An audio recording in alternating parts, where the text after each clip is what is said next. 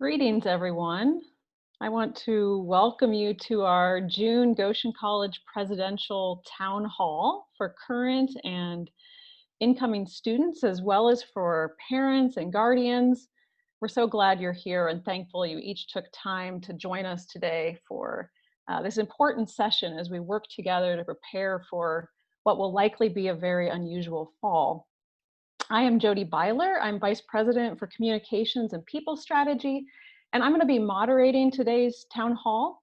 And I'm very grateful to have with me President Rebecca Stoltzfus and Gilberto Perez, our Vice President for Student Life, and Ann Vendrely, our Vice President for Academic Affairs. And we received a good group of questions ahead of time from you, so thank you so much. And we will start with answering those in just a bit, but we also want to invite you to submit your further questions in the Q&A feature that Zoom has. So either things you've been wondering about or questions that arise as you hear the comments made today, or maybe another question will trigger your question. But we will try to get to as many of them as possible. And but we'll also find ways to respond to them after today if we can't get to all of them in just our hour together. And also to know that we are recording today's session. So in case you want to go back and watch it, or for those of who can't join us, this will be available. So before we answer questions, President Stoltzfus and Gilberto and Ann would like to share some initial thoughts and information with you. So President Stoltzfus, let's start with you. Welcome. One second, Becky. We need to unmute you.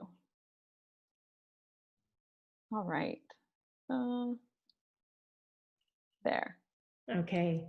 Thank you, Jody, and greetings to each of you. It is really good to connect with you in this way in this month of June. Before we move on to the topic of the day, which is our fall semester, I wanted to begin by acknowledging the pain and the national upheaval of the past week and the days that we are continuing to move through in the wake of the murder of George Floyd at the hands of police as part of a recurring pattern of racial violence in our nation.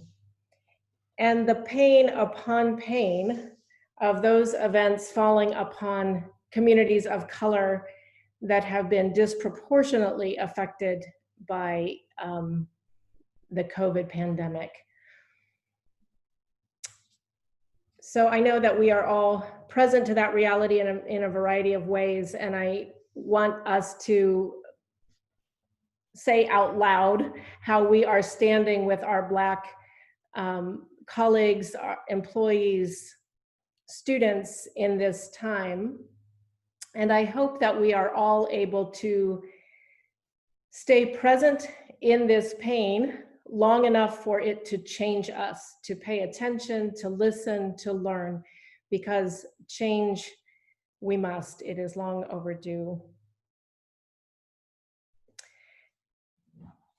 So with that acknowledgement, I want to turn to the topic of our fall semester. And last week sent an email to you outlining some of the major decisions that we have taken so far in our scenario planning for the fall. And this whole situation has really put me in a rather familiar position from my career in global health and public health of putting together scientific knowledge and contextual knowledge and behavior change and organizational change to support people's health through a complex challenge. And it is a moment when Goshen College brings to this situation a lot of capabilities and resources that some of the larger systems and universities don't have for this particular moment. And so I begin this conversation with a great deal of confidence in where we are as Goshen College and what we can bring to this. And one of the things that we bring is just a lot of connectedness and ability to listen to one another and be responsive to one another. So this is also what this town hall is about. As I said in the email, protecting all of our health this fall will require a kind of collective action on all of our parts, organizational parts, individual parts, acting to protect our own health as individuals and also the health of our colleagues and our whole community.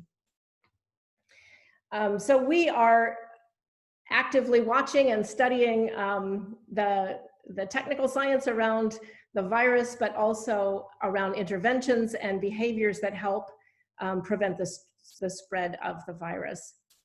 And part of the email that I sent to you referenced a guiding framework that we are using as we open for the fall. And Jody, I wonder whether you could put that up for us.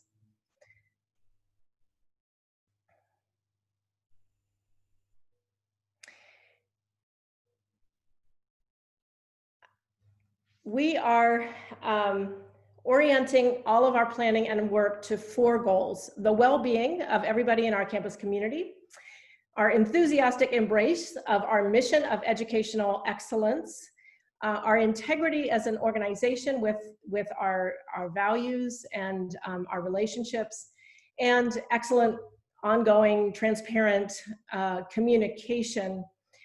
And communication that is not just one way, but that is dialogical. So I hope one of the messages that you hear from this is that we want to hear from you and your ideas and your questions and concerns as we continue to plan and move into the fall. I want to jump down to the levels of this diagram that are in gray. And first talk about prevention measures.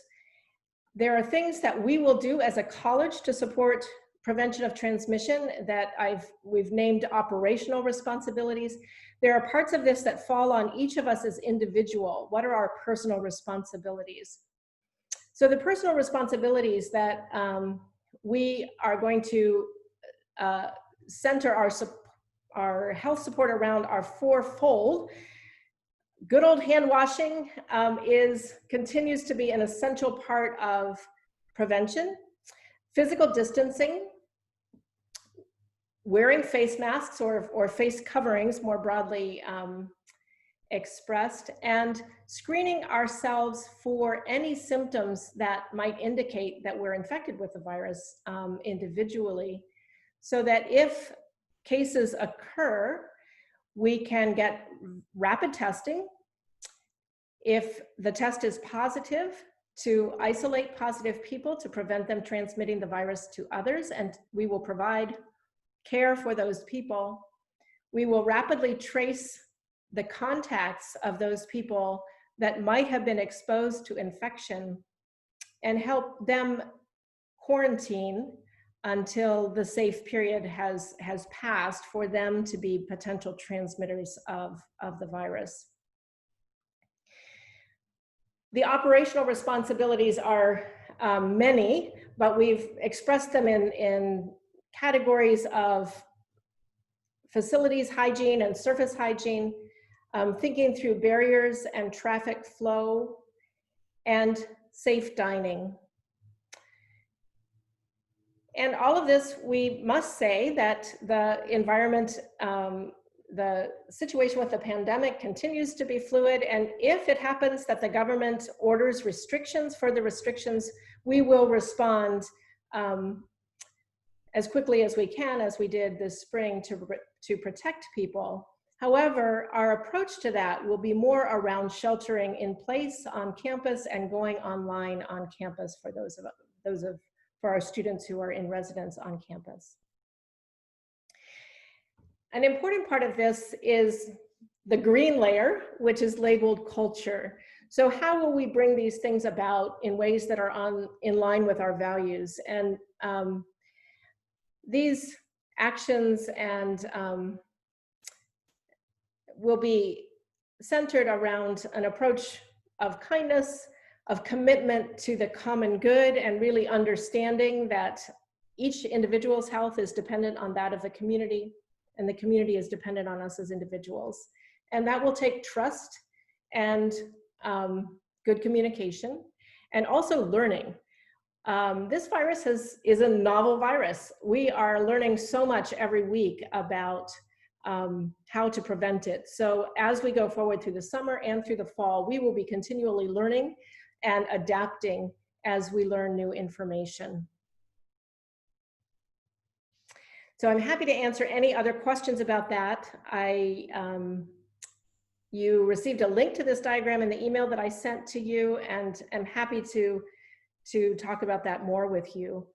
In the email, we also outlined a couple of, or several important decisions that will guide our fall semester. One is that we're going to start a little earlier and move through our full 15-week semester to enable us to complete by Thanksgiving. And that's really motivated by wanting to reduce the amount of traveling to distant places and back, which usually happens over fall break and Thanksgiving. So instead of having people go away and come back and go away and come back, we will stay present with each other and conclude the semester early. Start early, conclude early. We will not leave you entirely without breaks during the semester, because we know that stresses accumulate and projects accumulate, and sometimes sleep deprivation accumulates. So there will be some study days built into the semester, just not a fall break that would encourage people to make travel plans. We've been working on residential options, and those of you who are planning to live on campus this fall have been hearing about those from student life and residence life. And Gilberto can answer more questions about that. We want to give you as much choice as possible. And one of the resources that we have is residential capacity that we can offer people single rooms if that is your choice, and still have, we have adequate facilities to set aside spaces for isolation if people fall ill, or quarantine if we ascertain that there's a risk of exposure or carrying the virus on the part of certain people. We're working very actively on classroom formats to allow for physical distancing in classrooms. And again, one of our great advantages is that our class sizes are small to begin with, and we have a spacious campus for what we do. So class assignments may be a little bit different than they otherwise would have been, so that we can protect your health and enable physical distancing within classrooms.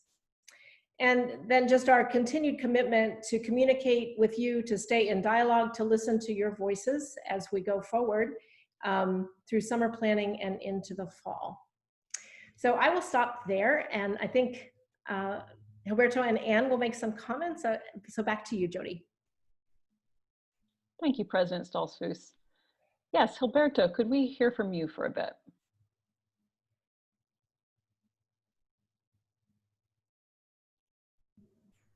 Yes, thank you, Jody, and thank you, President Stoltzfus, for the reassuring words of what's going on here at the college and how we are preparing for our staff and employees to return fully, as we do have some staff who have continued to work and serve in that role.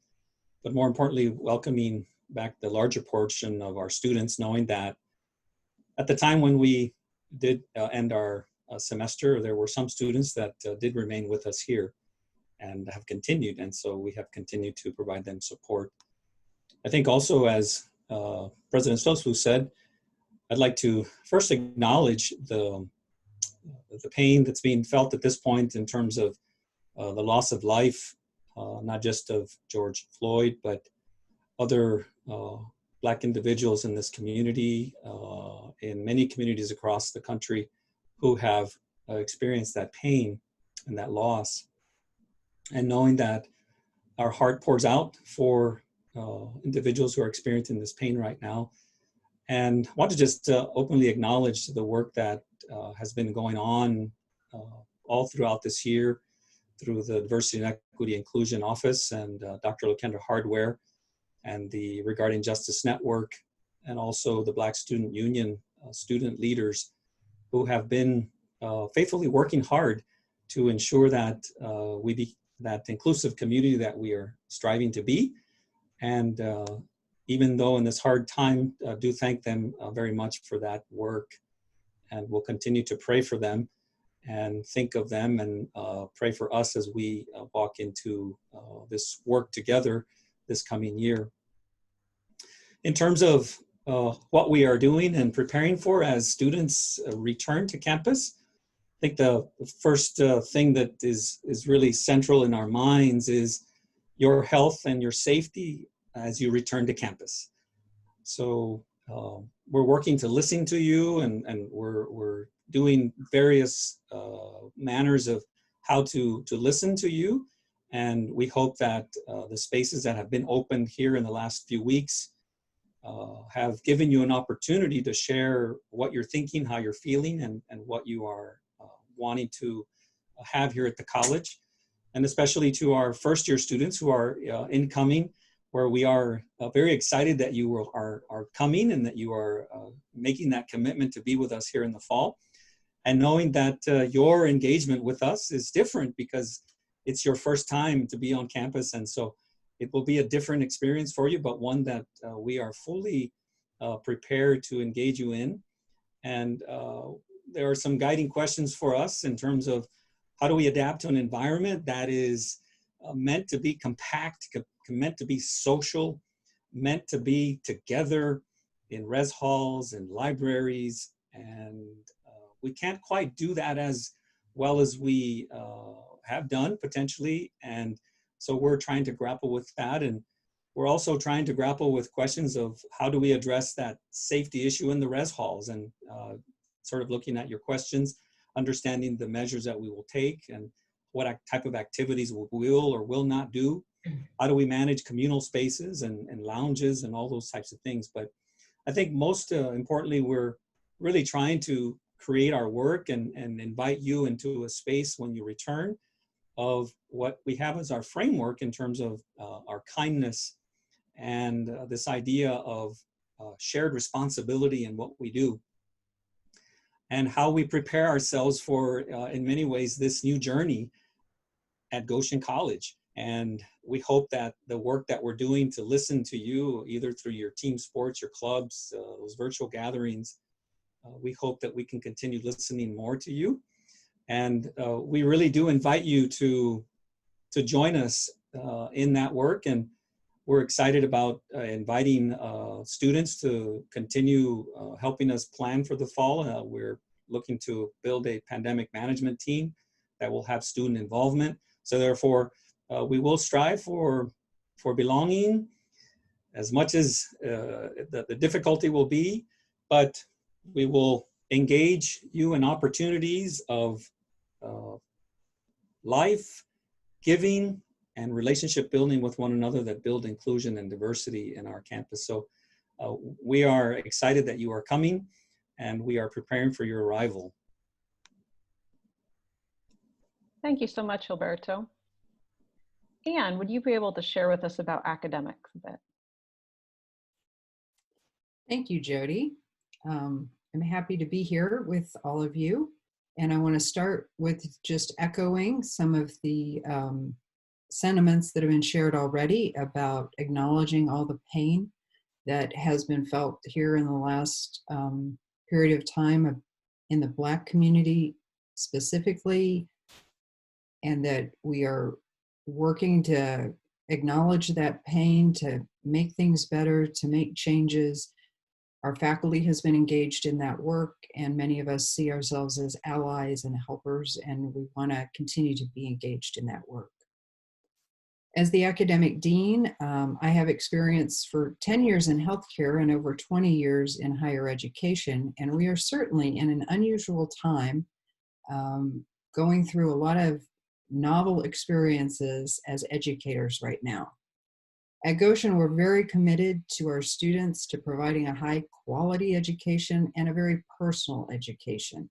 As Becky mentioned, we have fairly small class sizes, and our faculty really do engage closely with students to get to know them, whether it's in the classroom, as an academic advisor, or even in co-curricular activities.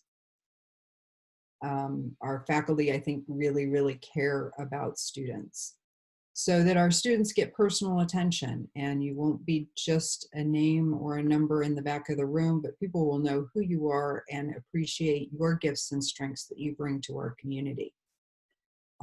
We really want to create those connections, and even as we look at different ways to deliver our courses, smaller classrooms and spacing in classrooms, we're still thinking about how we make sure that students learn what they need to learn, and that we still have that connection, so that even in our spring courses when we were online, there was a lot of synchronous learning using the platform like Zoom, where we can have small groups meet and discuss things and still see each other's faces, and not just be typing away quietly somewhere remote from each other, but that we can still be connected even in these unusual times.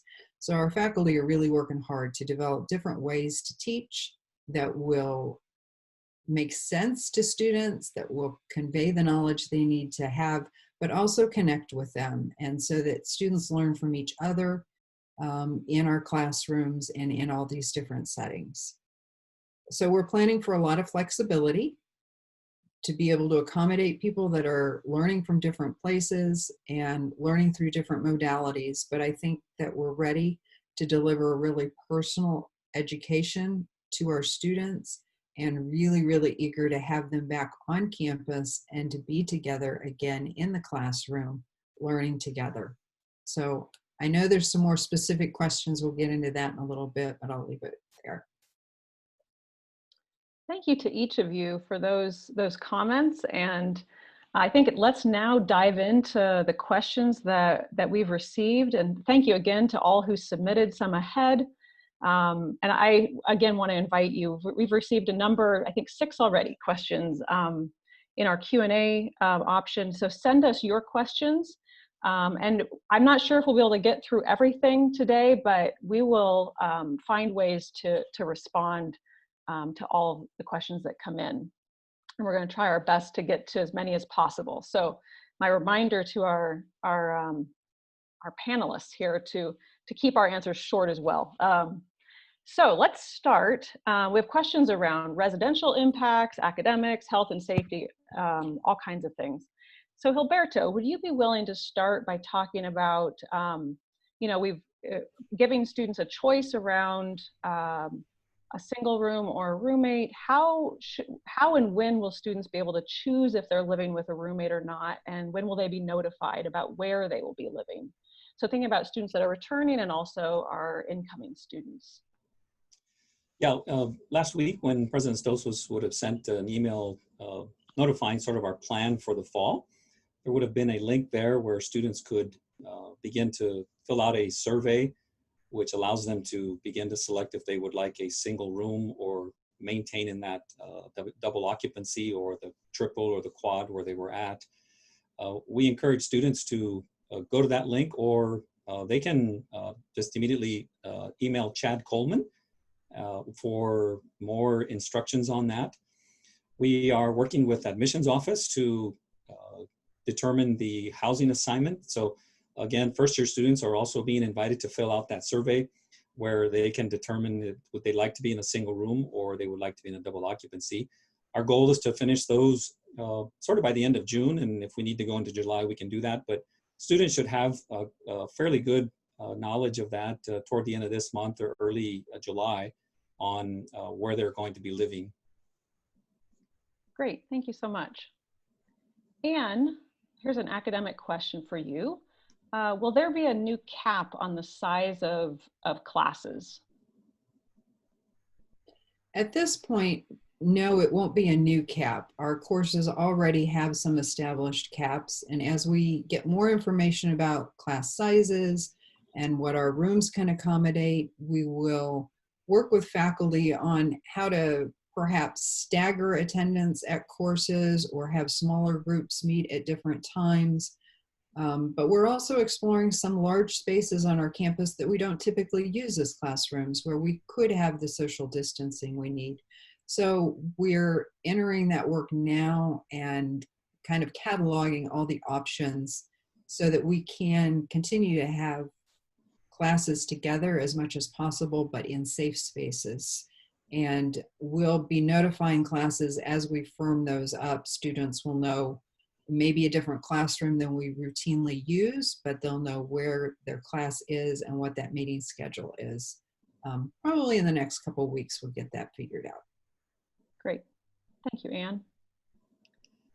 Gilberto, can you give us an update around dining services and what kind of changes students might expect there? Yes, we have been very grateful and thankful for the work that AVI has been doing. They've been with us all throughout the time when students went home, and they immediately made some adjustments. It's possible students, as they were on their way out, they began to experience AVI in a different way, our dining service. What AVI is planning for is to, as we're working with Residence Life and AVI, will most likely stagger students in terms of their dining experience. We will AVI will pretty much move away from all buffet type work. They will be all served. We will work specifically with AVI in terms of somewhat of a one entrance and a one exit type experience where students don't sort of interact so much. AVI is also looking at sort of a swipe for the card, where as students know now, there's an exchange of a card and there's a swipe, and so the AVI employee, so they are looking at different ways of how to do that as well. There also is the grab and go that will be available for sure. AVI is also looking in terms of the leaf raker, and that provides us a more physically distant space, and so we're excited about that.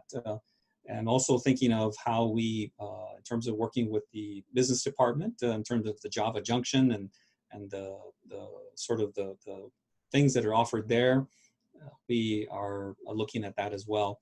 But we're excited that AVI is all on board with making sure that that dining experience is one that is positive and as safe as possible. And whether there are protective shields in certain areas or less chairs in the dining hall, those are all things we're continuing to dialogue with AVI on making that dining experience one as safe and as positive as possible. Thank you, Gilberto.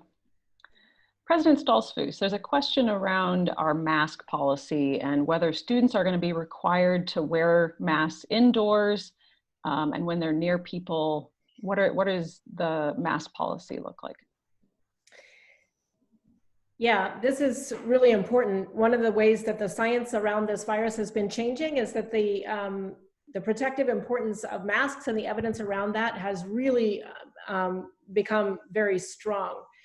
So again, in the email that I sent to you, you can link to our actual mask policy as it has been first conceived.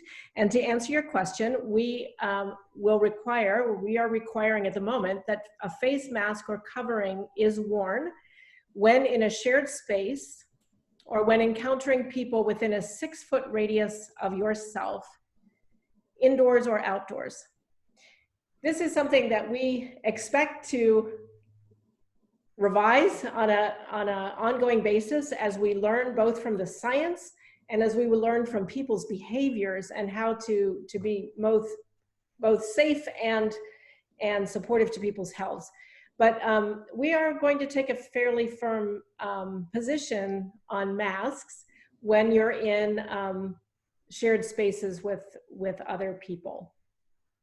And we will support you in providing those masks. If you've found one that you like, bring it to campus. But we're going to be learning together and supporting one another in that as long as it's needed.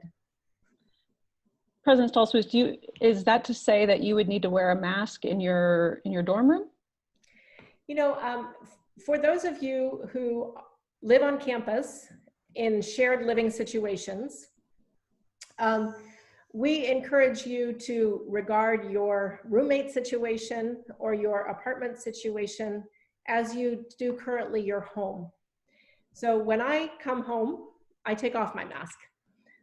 when I go out to the grocery store or to run errands or to be on campus, I have my mask on. But I think that we all need a sense of home and of being able to give ourselves a break from that mask. And that means that within your roommate situations or shared living situations, you're going to have conversations about how to keep each other safe and what creates the sense of home and safety and protection for you in those living situations. Thank you. Let's talk a little bit about group gatherings and events. So there are some questions around Chapel and Convo, but also kickoff and CAC events. Anne, would you be willing to engage that? What are we looking at in terms of campus gatherings this fall? Well, we've had a special task force that's focused on planning for these things, and probably things will look very different in the fall. There are plans to continue Convo and Chapel, but probably in a remote situation and not face-to-face, and probably not having the whole community gathered together like we normally would. Some of the other things for orientation may just be held in smaller groups that are safer rather than the whole group together. There's conversations about requirements and whether Convo and Chapel will be required or optional. So that's a possibility for the fall as we look at what's best for students and safest. Thanks, Anne. Gilberto, will students need to be, will any students need to be quarantined when they arrive to campus, either because of travel or where they're coming from? Yeah, that's a great question, and one that the crisis management team has been working on here for a while, thinking of how do we welcome our students back. We know that there are places within this country, within the United States, that I guess we could call them hotspots, and we will be looking at how students get here, right? So if you're traveling by air, if you're coming on a train, if you're coming on a bus, if those are your major mode of transportation to the college, we will be looking at that as ways to ensure that students arrive safely, number one, and then we will be looking at some measures in terms of quarantine. We've not, let's say, landed on deciding if all international students that come from their home will be in a place where they will be quarantined for 14 days or 2 to 3 days. I think what we're really kind of looking at is depending on your home environment and where you're at, and how do you moderate your exposure to risk within your own country, within your own home, within your own setting. And we will be looking at those case by case and hope that we can provide as much safety to everyone and be ready to receive those students when they come. So we'll be notifying a little bit later on in terms of that final decision of quarantine, whether 14 or shorter days. Thank you, Gilberto. Thinking about students who, either international students who might not be able to travel back due to closed borders, or thinking about other students who maybe if they get sick, what are the, how will they be able to continue to do classes even in those circumstances? Anne?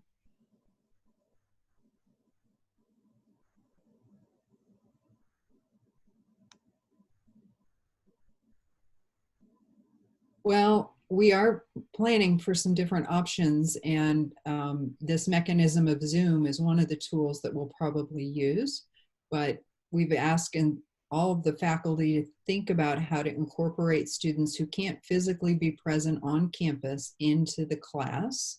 And I think we'll do that using different kinds of things. There will be some asynchronous assignments online. There will be these kind of Zoom meetings with the class.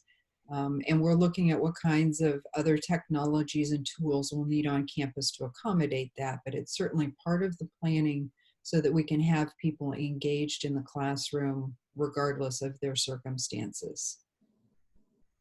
Great, thank you. So Gilberto, usually there are student athletes and student leaders who arrive on campus several weeks before school starts. Will any students be needing to arrive early this year? We're starting earlier. What is the impact on those who usually come early? So if we think of the semester starting earlier in terms of academic programming, I think it's more on the August 18. August 14th is the new student orientation. We normally have most of our student athletes come maybe a week before that. And so I think what we will pretty much go with is stay with that early schedule for those student athletes, not much earlier than what they're already coming already. So the NAIA is still working to make some final decisions on their play time, their season, but we will most likely have our resident assistants and student leaders come perhaps a few days earlier, maybe towards the beginning of August, but not much earlier than what we would normally ask of students to come. So we're hoping that our student leaders prepare for a little bit early arrival. So maybe towards August 3rd, August 2nd, 3rd, or 4th, that we would have our students arrive. And we normally give about a 2-week period where we offer some intensive training for student leaders. Student athletes, the same, they'll work with their coaches. They will be in contact with them once we make that final decision. All right. Anne, could you tell us a little bit about SST this year? What is SST looking like for the fall, the spring, right now? Yeah, our study service term is a signature program of students traveling internationally to be really immersed in a new culture and a new language. And it's been really disappointing that we can't do it this fall, that we had to cancel units that were planning to go there. And we haven't canceled spring yet, but we are monitoring very carefully to make sure whether that's going to be safe or not. We're also looking at some innovative domestic options that would allow students to experience a different culture without traveling so far. And that might be another option for the spring. We have 2 groups scheduled to go in the summer next year, and perhaps by then things will be different and we'll be able to resume. But in the meantime, we'll monitor carefully what's going on in the world and making careful decisions and innovating some programs to do domestically and to get the same learning outcomes in maybe a different way. Thank you. President Stoltzfus, how about a question for you? What is the plan if a student tests positive for COVID? Extremely important question. I want to begin by saying that testing has increased dramatically in Elkhart County. So right now, Elkhart County hosts 13 different testing sites, and they are not saturated. So across those sites, people have adequate access to testing. The testing is also being, the indications for testing at these Elkhart County sites are more relaxed than they used to be. So at earlier stages of the pandemic, individuals needed a doctor's order to get a test, and that is no longer the case here. So as I talked about our system of relying on everybody to do symptom screening first, and we know more about the telling signs that of a potential COVID case. So we expect that this is already in action for us this summer with our employees and students. If an employee or student reports symptoms or signs of COVID, we are able to have that individual tested within the same day. If the test takes several days to get the results back, then the person will be in isolation, sort of a presumed case, until that test is back. There is also scaling up of rapid testing now in Elkhart County, where you can just wait for 15 minutes and get the result immediately. But I think the question was around what will happen to the ill person. So we are at the moment setting aside Kenwood House as a place where people who are ill with COVID can stay and live while they recuperate. Of course, if somebody needs more acute care, Goshen Health is right across the street. And again, that's a very capable hospital system who throughout the whole experience of the pandemic thus far has not been, its capacity has not been exceeded by the demands of the illness. There's adequate ICU, there's adequate ventilators. So we will support that sort of acute illness if needed. Otherwise, we will isolate those people and support them in their learning if they're able to learn, or just in their recuperation if they need to be in bed and just resting. Food service will be brought to them. People will stay in touch with them. So you will not be alone, and there will be a comfortable place for you to be if that happens. Thank you. Related, Gilberto, could you speak to student health insurance? So would students, would the medical expenses be covered if they became sick with COVID by health insurance? Yeah, we are encouraging students and their families to, before they arrive, to verify their medical insurance or their health insurance and ensure that whatever medical expenses may come with that would be covered through their medical insurance. If the case would arise that the student's medical insurance would not cover that, we are in conversation with local health providers that could support students in that area, as the Goshen Valley Physicians or the Center for Healing and Hope that offer healthcare services to our students and to the community. So just encourage students and families to look at their medical insurance and what's covered there. And if they come and for some reason it's not covered, they can still receive health services in our community. Thank you. President Stoltzfus, you talked a little bit about the mask policy. Can you talk about this idea of enforcement? So how we'll have social distancing and the mask policy, and there's other identified personal responsibilities. How do you envision that being enforced on campus? I would say primarily through positive messaging and changing of social norms. It's just a behavior that we all need to learn and remind one another of. I have already experienced my own awkward moments around this when I realize I'm interacting with somebody with different behavioral expectations or norms than I do. And so part of our individual responsibilities will be to speak up in civil and kind ways and make your needs known to people and let people know if others' behaviors are making them uncomfortable. If that is not sufficient to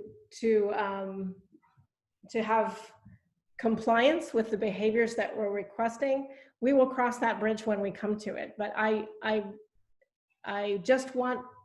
exhort you to learn and to take responsibility and to really view this as what we all must do to keep each other safe this fall. Thank you. Gilberto, could you speak to the residential experience? There are shared bathrooms in the residence halls. What kind of changes might students expect or will be needed to make those safer spaces? We are working closely with physical plant staff to think about that particular space, knowing that it's a space that's used by all of our residents at some point throughout the day. And we are working to ensure that there are sufficient rounds of cleaning and disinfecting that are going to be happening by our physical plant staff, our custodial staff. We are looking into other preventative measures that would allow us to ensure a little bit more safety within that, whether it's some things in terms of the sinks and so forth. But we hope that with regular disinfecting and regular cleaning, we will reduce some of that possibility of risk. The way residence halls were built many years ago and the way they are somewhat built today, these are all shared spaces, and they're intended for communal living. And we are in a situation where it's much more difficult to do that, but we will work our best to clean those surfaces and those areas more frequently, and then look at some specific measures to shield some areas. Thank you. One other question for you now, Gilberto. We have lots of student athletes who will be returning in the fall. Can you just give a brief update of where we're at on athletics and what they might expect? Yes, I've been working very closely with the athletic department, with Rustin Nice and Justin Crew, who have been in that seat here in terms of interim leadership, and thinking of how do we do that, and now the return of Erica with us to lead that effort. The NAIA, or Crossroads League, has not made a final decision at this point in terms of how they will, in terms of competitions and number of games, or can we do conference games, non-conference games, or how many. We will know more of that information by July 1. Just inform our student athletes that our athletic department staff are very engaged with you, as I have heard those reports and supervision meetings, and they're trying to give you as much support and much as information. They don't have a lot of information, so they are doing the best they can to get as much information as they can. So we ask for some patience on that, but knowing that there is more information forthcoming from the NAIA and Crossroads League. Great.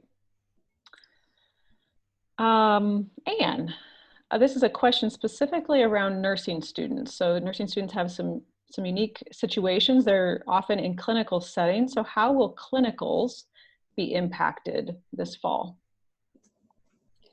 Yeah, that's a good question for nursing and some of our other programs as well. But certainly in nursing, our faculty has been in very regular conversation with our partners. And like we mentioned, Goshen Health is right across the street, Beacon Health in Elkhart. We have students going back and forth all the time, and they will determine the best way for students to engage with the patients and get those clinical hours in cooperation with those partners, and keep our students and our faculty safe that go back and forth doing those things. They may supplement some of those experiences with simulations. There's some things that we can do in that area, but they'll ensure that they get the hours that they need. And then in other disciplines where students are doing internships and practica, again, faculty are communicating regularly with those placements to see how they're dealing with things and what that's going to look like, and how students can safely be engaged in those activities. So that it may look a little different in the fall, but we are trying to keep up with what's relevant in each of those disciplines and what those professional organizations are recommending, so students get what they need. Thank you. Gilberto, another question around housing. With the change in the academic calendar, the winter break will be a bit longer. Will there be housing options for students who need to stay on campus during that time? So thinking about international students and especially basketball players, and could they stay put in their assigned rooms, was a question. Yeah, that's a great question. The change in the academic calendar brings a different experience for those student athletes who would stay on campus sort of middle of December, but now we're really kind of pushing that a lot earlier.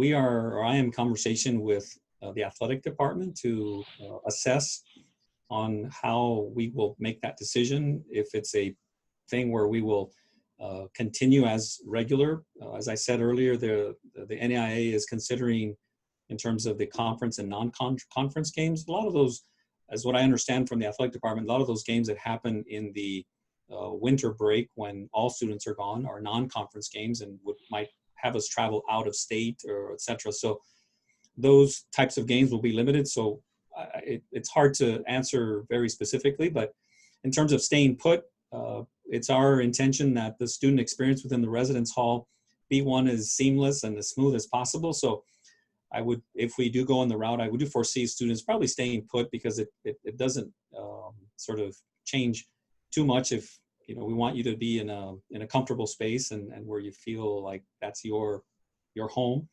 and knowing that you may be farther away from family a little bit longer. So hoping to do that as well.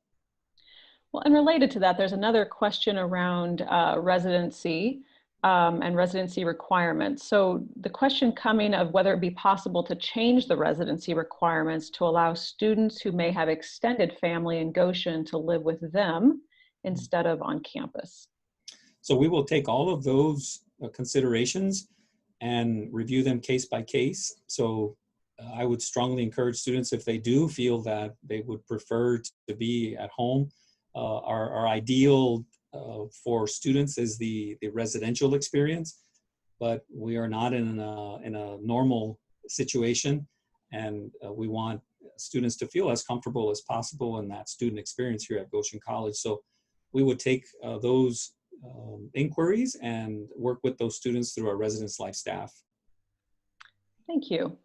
President Stoltzfus, this is a question around health and safety and around water. And can students safely have access, how can they have safe access to drinking water on campus? And might there be a possibility of more water filling stations added?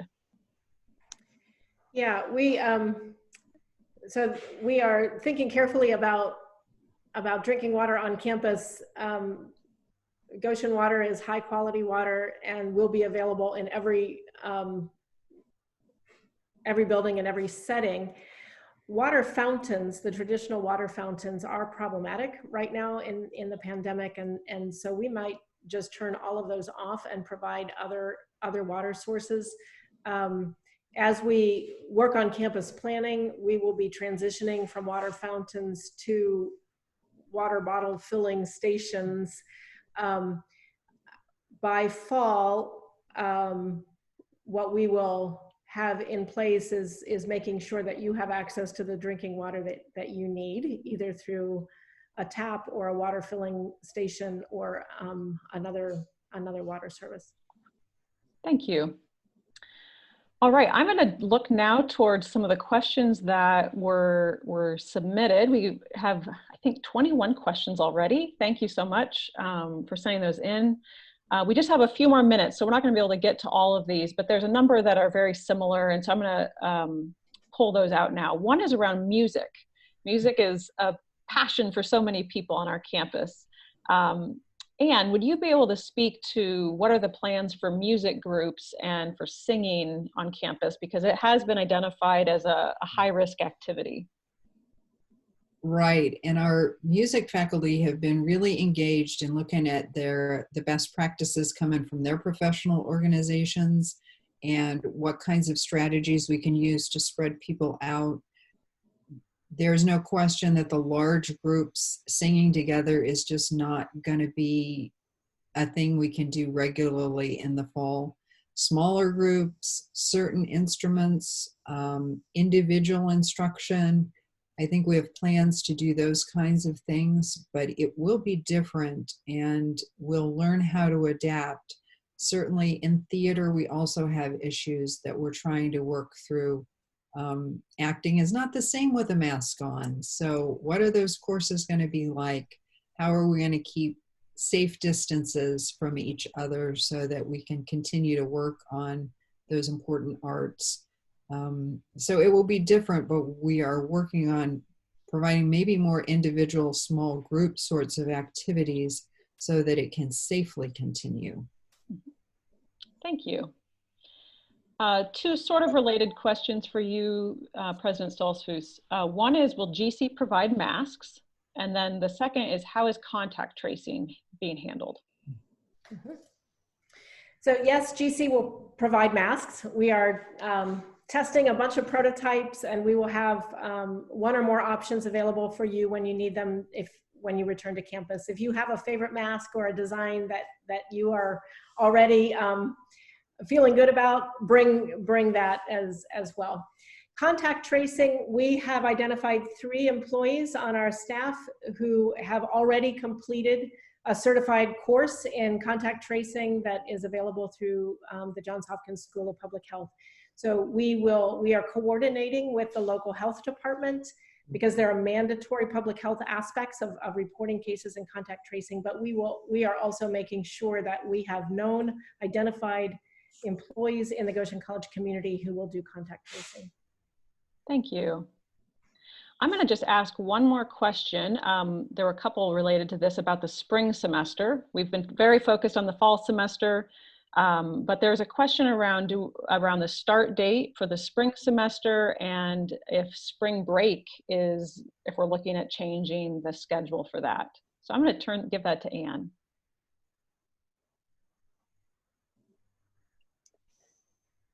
So far, we've focused so heavily on fall. There isn't a clear direction on spring. We'll start to have those conversations. We'll learn a lot more as we get into the fall. At this point, we're planning on the same spring start date so that people can plan for that. But there's so much information we need to gather yet about what's going to be the best practice and whether we need to make some modifications to that. We will certainly keep it under consideration and keep people informed as we make decisions about that. Great, thank you. With that, I'm going to draw our Q&A time to a close. Thank you all who submitted questions. Feel free as you have other questions. I'm sure this prompted some thoughts and unknowns for you. So please feel free to reach out to us on campus with those questions, and we will work to get you responses. But we will also work at following up with the questions we couldn't get to today after this. I am going to turn it over to President Stoltzfus to help us close this time together now.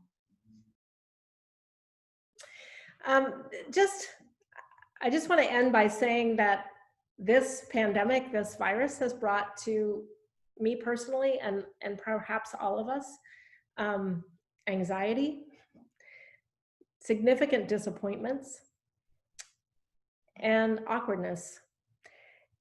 And that's just the way it is. That's just what has been served up to us at this time. So how do we be Goshen College in the midst of this and be the creative, compassionate, courageous community that we are? And to emphasize again, the learning, we have been learning so much, and that when you're facing an invisible threat like a virus, knowledge is power. And every week we are learning more about this virus and how to stay safe from it and how to prevent its transmission. So we are going to continue that learning.